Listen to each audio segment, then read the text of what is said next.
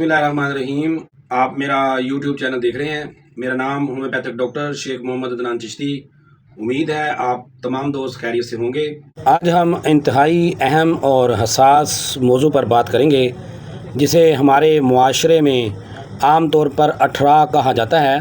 तिब्बी ज़ुबान में बार बार हमल ज़ाया होने को रिकरेंट प्रेगनेंसी लॉस कहा जाता है। अगर किसी खातून को बार बार हमल ठहरने के बावजूद हमल ज़ाया हो जाए, बच्चे की नशोनुमा रुक जाए या हमल के दौरान बच्चे की मौत वाक़या हो जाए, तो इसके पीछे मुख्तलिफ़ तिब्बी वजूहात हो सकती हैं।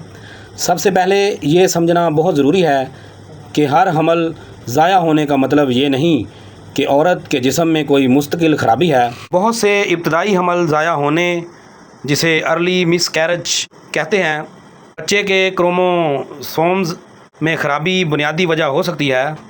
सर, ऐसी सूरत में ये औरत की किसी किस्म की कोई गलती की वजह नहीं होता, लेकिन अगर हमल बार बार ज़ाया हो रहा हो, ख़ास तौर पर 2 या इससे ज़्यादा मरतबा, तो इस मसले की मुकम्मल तिब्बी जांच मेडिकल एवल्यूएशन ज़रूरी है। 18 की मुमकिना वजूहात।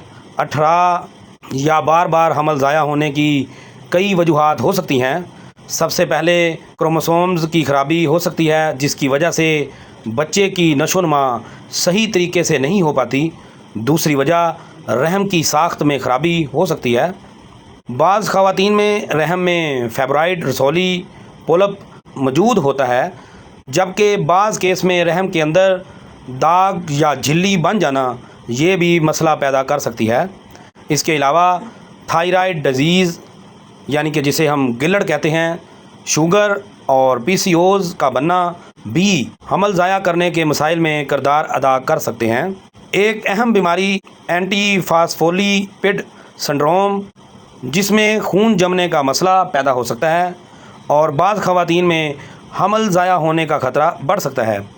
कुछ केस में जेनेटिक मरूसी मसला भी हो सकता है, और बाज़ औक़ात मुकम्मल तिब्बी जांच के बावजूद भी वजह मालूम नहीं हो पाती। फिर इसलिए कुछ टेस्टों की ज़रूरत पड़ती है। अगर किसी खातून को बार बार हमल ज़ाया हो रहा है, तो डॉक्टर मुकम्मल हिस्ट्री, पिछली बीमारी और हमल की तफसील लेते हैं, और ज़रूरत के मुताबिक मुख्तलिफ़ टेस्ट करवाए जा सकते हैं। सबसे पहले अल्ट्रासाउंड, थायराइड के टेस्ट, शुगर का टेस्ट, खून जमने वाला क्लॉटिंग ब्लड टेस्ट, जीनियाती टेस्ट और रहम की साख जांचने के लिए मुख्तलिफ़ इमेज टेस्ट शामिल हैं। इसलिए सिर्फ़ ये समझ लेना कि रहम कमज़ोर है और बग़ैर वजह मालूम किए दुआ को शुरू कर देना मुनासिब तरीका नहीं।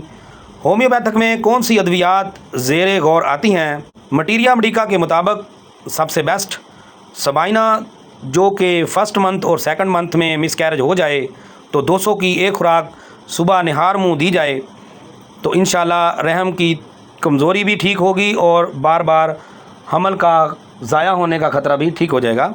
उसके बाद हमारी दूसरी मेडिसिन है सीपिया। ये भी 200 ताकत में एक खुराक रोज़ाना ली जाए। उसके बाद काइलोफाइलम 200 ताकत की एक खुराक रोज़ाना ली जाए। उसके बाद वाइबर्नम ओपोलस मदर टेंक्चर, इसके 15-15 कतरे दिन में 3 बार इस्तेमाल करवाए जाएँ। और आखिर में सबसे बेस्ट और ज़बरदस्त मेडिसिन, जिसको मैंने अपनी प्रैक्टिस में इस्तेमाल करवाया, अल्ट्रस फेरिनोसा मदर टेंक्चर, इसके 15-15 कतरे दिन में 3 बार इस्तेमाल करवाए जाएँ। इसके इस्तेमाल करने से रहम को मुकम्मल तौर पर ताकत मिलती है और सोजिश वगैरह भी ख़त्म हो जाती है।